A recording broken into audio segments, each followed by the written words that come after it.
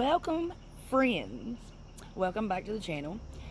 This reading is on what's called the Essex Boys. Now, listen, I just found out about this case. Just showed up randomly in my feed on YouTube. I didn't even know this case existed, but I listened to a couple videos that was made by the, I guess it would be the coroner or the medical examiner that done the autopsy on these three boys, and just enough to get the gist of it. And I quit watching them just to do this read. And now I'm gonna go back and see how correct, just how on point this is. So this is gonna be a read on the Essex Boys. Tony Tucker, Pat Tate, and Craig Roth, found executed in the Range Rover on December the 6th of 1995. And they say these boys were pretty much roid heads. I mean, they had the big arms and the big, bodies and stuff, bodybuilders and stuff. And they said, or it was alleged, that they were, well, I guess it wasn't really alleged because this was reported on, that they were all three criminals. So drug dealers, low level drug dealers and stuff. So let's see. I got 8 questions here. Let's see what it comes up with. Okay, let's start off with the true underlying motive or trigger. Hidden forces. I don't know why I get so tongue-tied when I do these readings. I feel like it just... Hidden forces behind the lure. Guilt or innocence of steel and, I guess it's Wombs. Don't come for me if I'm not pronouncing it right. Apparently, this is 2 men that were, I don't know if they've been convicted or not, because I've not watched that far, or investigated or researched that far. I don't know if they've been convicted or what the situation is with them, but these are 2 alleged that supposedly carried this out. Question 4. Obscured evidence, witness, or players. Shadow dynamics or external influences. Victims' collective energy. The 3 men. Current karmic unresolved state. And guidance for seekers of the truth when it comes to their murders. Okay.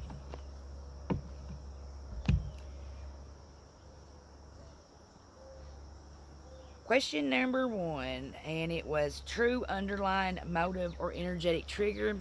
And we have got the daughter, well, if I can hold it up here, the daughter of baskets in the reverse position. Now, when this is reversed, this shows the daughter becomes scattered. It's block manifestation, but in this case, it's more along the lines of being corrupt or corrupted potential, like greed that sours, messages ignored, earthly security turned into envy, or being unstable. Now, to apply this to this case or this murder, it's the surface drug deal gone wrong.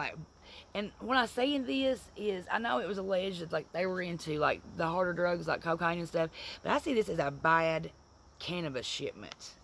Okay, something that they would be sitting there going, "You mean we got shot and killed over this? Over some lousy weed?" That's what I'm hearing in my head. It's the drug deal gone wrong, but it masks a deeper energetic trigger, if that makes sense. It's alright, when it comes to Pat Tate, it's his volatile, steroid-fueled aggression. The 3 of them together having this growing reputation as being unpredictable, threats, bullying, it being like, a powder keg. Now, the reverse daughter signals a business relationship, which drug partnerships as a basket is as a shared wealth, if that makes sense too. That means it's turned toxic. Someone felt their foundation crumbling and acted to protect their own harvest, their own vested interest in this drug business here.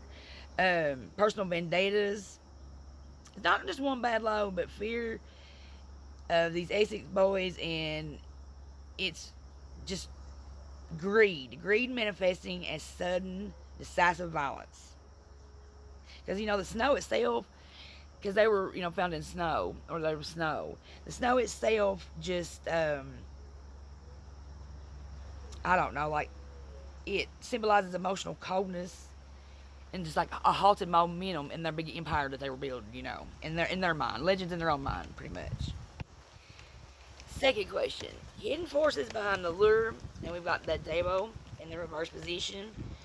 Now, this pretty much reverse points to release from chains, but these are chains that were never fully binding to begin with. I mean, it's the illusion, illusion of ongoing, illusion of freedom, like ongoing, masking ongoing manipulation. What I mean by that is, it's like this lure wasn't just like a regular simple phone call. It was definitely hidden forces involved, multi-layered deception, insider betrayal, someone close. Because now I want you to pay attention to the words I'm saying here, because this is going to come into play. This one right here, this first card I said, this right here was the drug deal gone wrong. Someone that was protecting their own harvest, right? So keep that in mind there. Dishonesty and protecting their own harvest. This one comes into play, and it shows, it being a multi-layered with hidden forces. Insider betrayal, right? Insider betrayal is definitely showing that this deal was false promises. And the victims, pretty much, the three men here, they just pretty much sealed their own fate with their own impulse. Now, it's not one mastermind, but a web of opportunity forces. This is a karmic. Okay, now, this has been rumored as being a hit, or been said has been a hit. It's definitely 100% a hit, but it is a hit by karma. And that will make sense here at the end. Now, the next question I had, the third question, was the guilt of innocence of steel and wombs, and I've got, or wombs or whatever. I've got Daughter of Wands. Now, the Daughter of Wands is a bold messenger. It's like this messenger carrying like a energy of swift action recklessly. Now, this leans toward active involvement or complicity in an energetic sense, but like not necessarily the literal trigger man in a straightforward way. I don't see them as being standing there shooting them themselves, right? I see that there's, like I said, it was multi-layered, many people with opportunities here. Now, they did have an opportunity here, but as the messenger role, they were pretty much like the spark or the facilitators in this larger fire. Now, this card doesn't scream innocent and framed, nor does it scream cold-blooded soul killers either. Now, it's just showing they carried the torch of the conflict, but don't hold the full weight of the executions. Fourth question: obscured evidence, witness, or player, and we have got the Ten of Wands.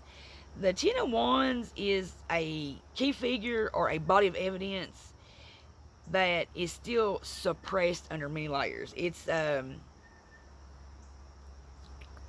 been overloaded, protected witnesses, informants, carrying secrets that's just way too heavy to surface. Too many people involved for anybody to talk, because it's just too dangerous, pretty much. You speak on it, and you can be guaranteed that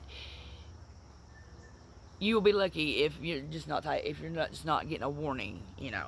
There's not even bullying from what these three done. This is like from a whole bigger web of people that not to mess with. Fifth question: shadow dynamics or external influences. Now, we've got the Ace of Coins in the reverse position.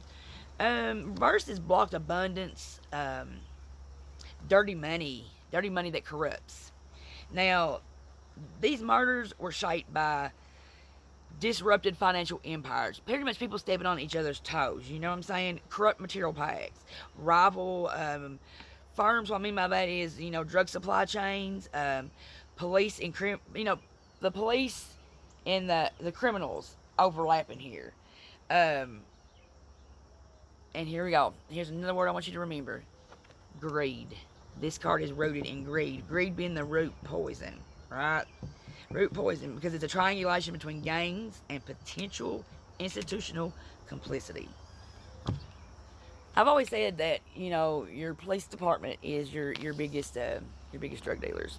Now, sixth question: victims' collective energy. Now, this is going to be the high priestess in the reverse position. Um, this is blocked intuition, secrets spilling out, ignoring your gut feeling. Like, I'm sure one, if not all three of them, has some kind of gut feeling that maybe, you know, just something was off about this drop or this drug deal. Because from a collective spirit, it's been frustrated. Now, these deaths may stemmed from unseen or unlistened to intuitive warnings. Like I said, their guts. But the responsibility is in a betrayal by those that they knew. You know, it's pretty much being gaslit. But this feels like this is gaslighting the public narrative.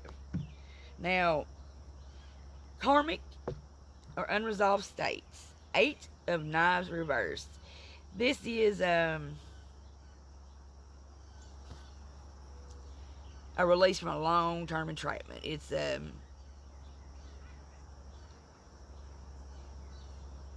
justice that's been partially just denied but not internally sealed.